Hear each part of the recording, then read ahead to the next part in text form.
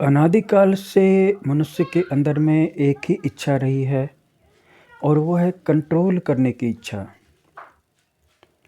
कोई व्यक्ति राजा बनना चाहता था तो चाहता था कि पूरे देश पे उसका कंट्रोल हो जाए।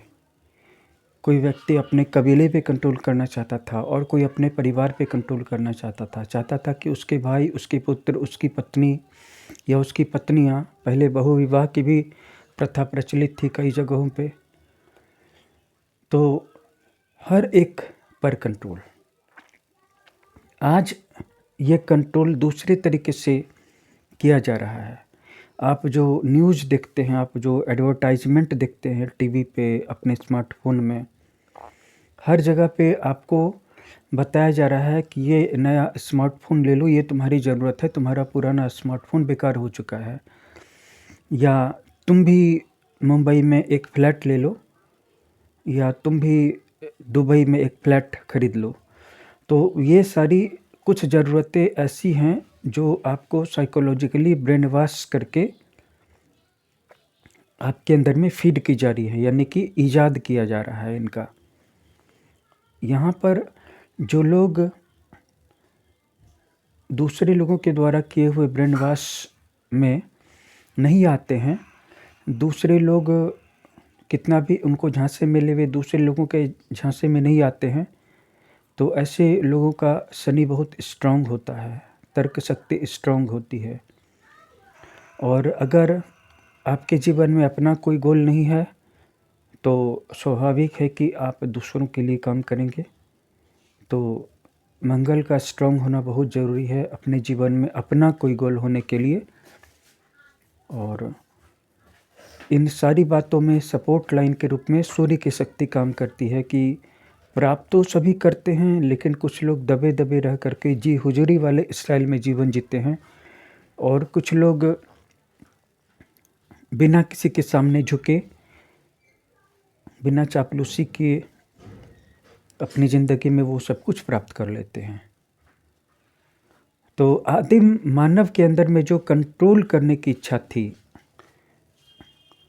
ये कहाँ से आती है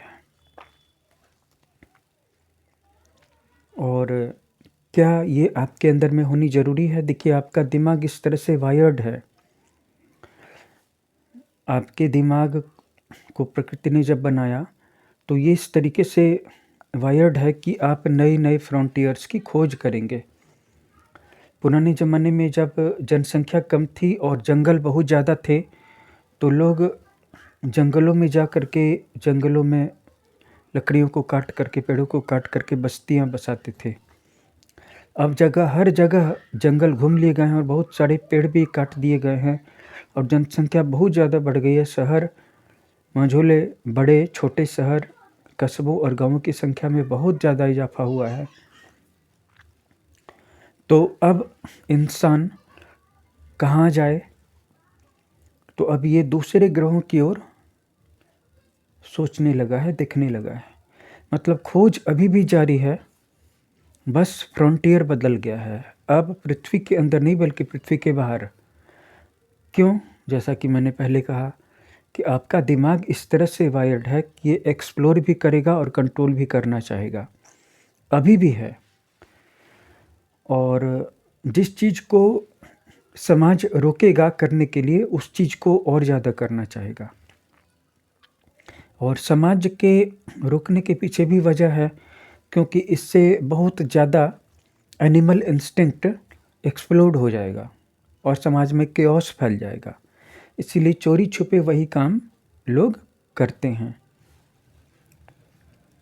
मैं उन बातों में ज़्यादा गहराई से नहीं जाना चाहता, लेकिन जो मैं कहना चाहता हूँ कि क्या लोगों पे कंट्रोल करने की इच्छा होनी ज़रूरी है? सवाल ज़रूरी या गैर ज़रूरी का नहीं है, सवाल ये है कि ये तो आपके अंदर में है। ये जो कंट्रोल करने की इच्छा है, ये आपके अंदर में है। पुराने ज़माने में लोग नए-नए टेरिटरीज़ पे कंट्रोल करना चाहते थे, नए-नए कबीलों को जीत लेना चाहते थे, या बहुपत्नीत्व प्रथा प्रचलित थी, बहुत सारी स्त्रियों पर कंट्रोल करना चाहते थे।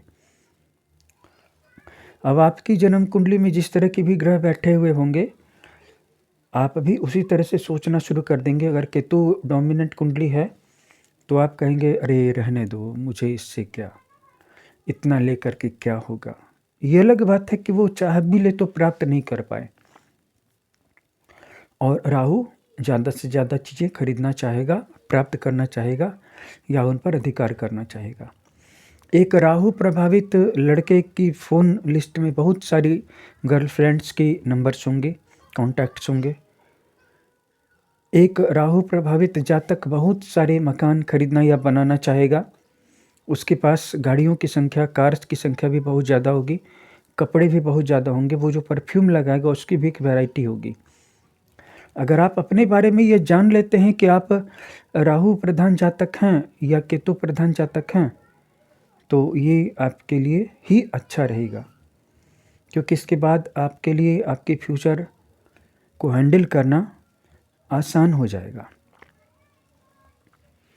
तो आप भी कुंडली में बताइए कि आपकी किस हाउस में राहु बैठे हैं और केतु बैठे हैं। कमेंट बॉक्स में ज़रूर बताइएगा।